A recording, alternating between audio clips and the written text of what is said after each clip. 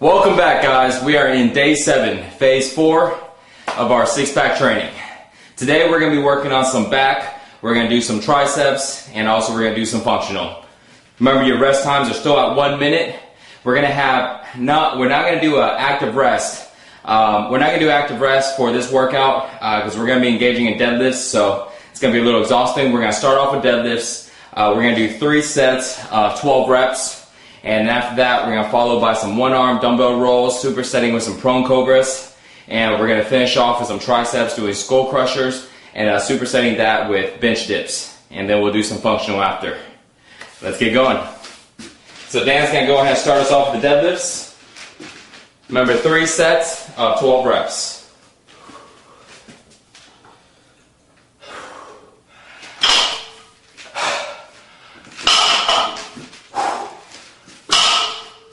And again, Dan is using a wider stance for deadlifts, which is perfectly a good form also.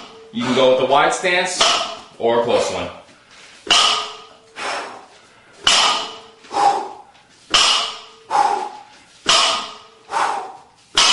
Good thing about deadlifts is it's such a good exercise to go ahead and engage the entire back and builds good thickness and a lot of power in your legs, shoulders, and arms, and grip too.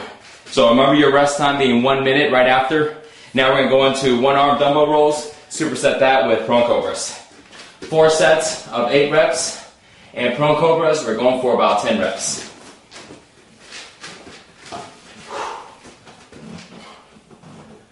So you notice on these rows how far down Mike gets and how he brings it almost all the way up to his chest.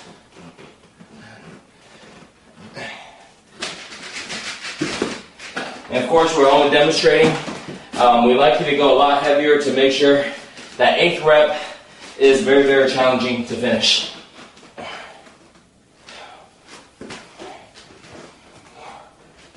And again, notice how Mike is not swinging with momentum. Staying very safe, avoiding injury. And right into those cobras.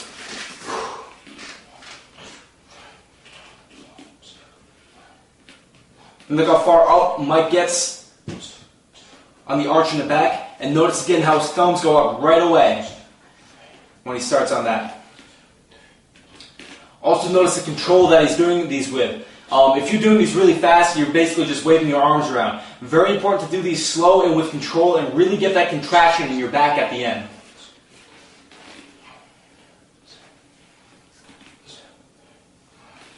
And also notice how he's counting to himself to keep the time. Really important to get that rhythm down, especially in the beginning, because at the end when you're tired, you're not going to really want to keep it unless you really have it internalized first. I tend to like to keep my feet up for skull crushers. And see, this way you reach right in the back right here, take it up, push it up, and I find the grip that I like, and I go with usually a little closer grip.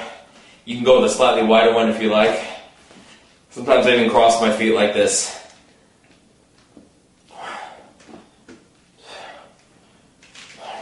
And notice on these how Mike is actually going behind his head, not actually touching his forehead or his nose or his chin. Again, these are very, very harsh on your elbows if you don't do that. So very important you do it like Mike is doing it right now. Go behind your head and go past the top of your head. So at this point, you can either go into some close grip too if you like.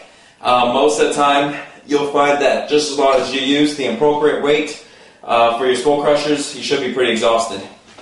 So right from here, you can either actually probably just leave the weight there if you like, and you'll go directly into your dips. So for me, again, I'm going for about 35. Feet together, knees together, chest out, keep your butt close to the bench. And you see on this form how Mike's lower back is almost touching the bench here. You also see how he's not going too far down. Also notice his wrists, the way that his hands are forward, like with his fingers hanging off the bench.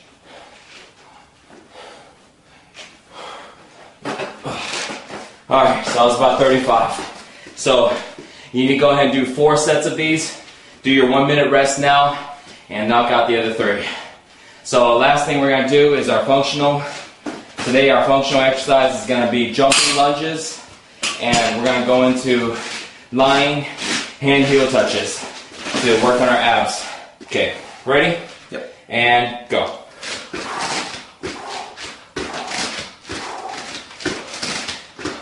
And by now, guys, if you don't have a workout partner, you probably found a way to go and keep track of the time.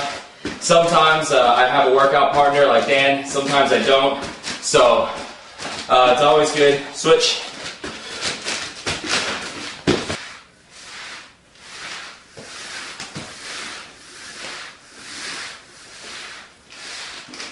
Notice how Dan is keeping his abs contracted and really reaching for his heel.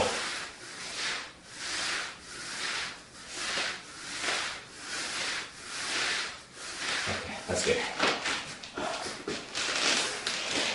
Alright, so you have 4 sets total, 3 sets left to go. And that concludes day 7.